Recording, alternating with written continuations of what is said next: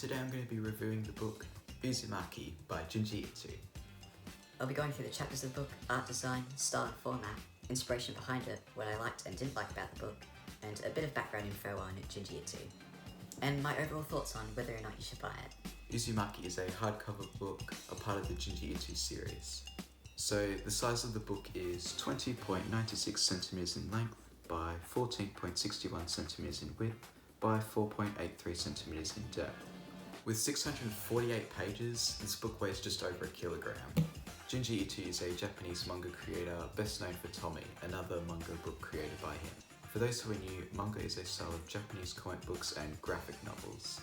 Basically like a comic book, but usually printed in hardcover like this one, or paperback. They're essentially just Japanese comics.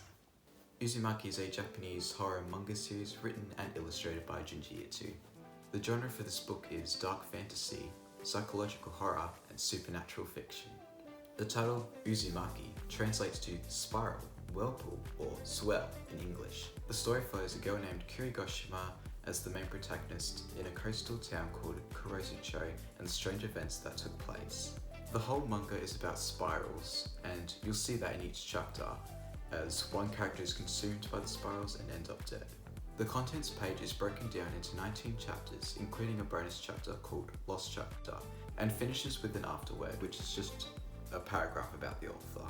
Each chapter shows how a person can die from the spirals. Throughout the first half of the book, the chapters are kind of like their own mini short horror story about a character who becomes infected by the spiral, but towards the end of the chapters, they do link in together. The spiral is like this mysterious, malevolent entity or force that brutally kills its victims. The kills are all different, whether it be an obsession, a severe phobia, or literally just a spiral that grows on your body and consumes you.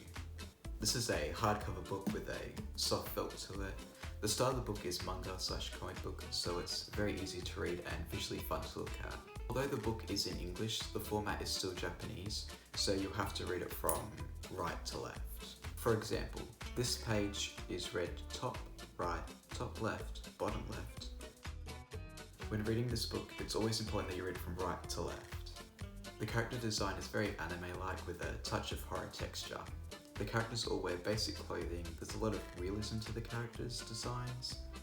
There's nothing out of proportion, just ordinary looking people. I'm not sure when the plot is set, but there's no computers or phones, so maybe 90s or 80s. For the settings and backgrounds, they're mainly just streets and rooms, very simple looking for the most part, but some are very detailed and visually appealing. Some pages have these character moment flashbacks, and you'll know this is happening when the outline of the page is all in black. First page of each chapter, there's a little drawn bookmark at the top with the character covering majority of the page and a visually appealing background that kind of gives a hint at what the chapter will be about. Uzumaki was influenced by the positive representation of spirals in the media, which influenced Junji Ito to subvert them into horror. Junji gets his inspiration for drawing ideas from occult classic horror films such as Dracula and Frankenstein, and storytellers like Rakugo who tell Kaden ghost stories. I did like how some of the pages were in colour. I do like how the chapters are short, providing a bit of background info, then get straight into the mystery and suspense. Junji's very good at creating that. I do wish, however, the chapters were a little longer with more text so I can really get immersed into the chapters. I also love the jump scares of the book where the storyline builds up suspense and mystery and then hits you with a graphic image of something horrifying on the next page.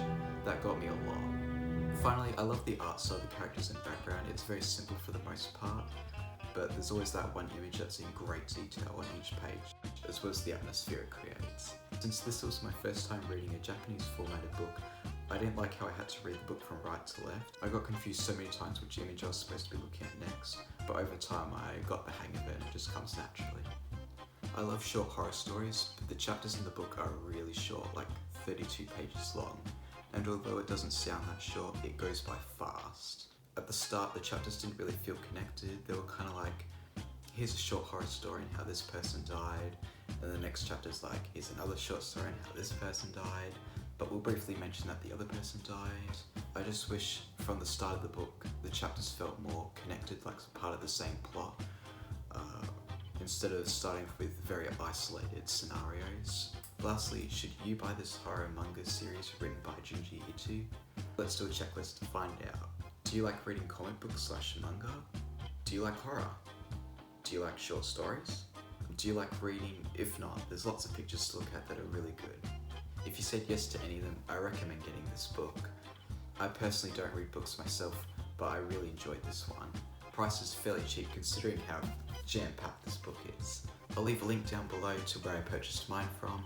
If you enjoyed the video, please leave a like and I'll post more content. And don't forget to leave a comment on any books you'd recommend. And subscribe, it's free. Until next time, bye!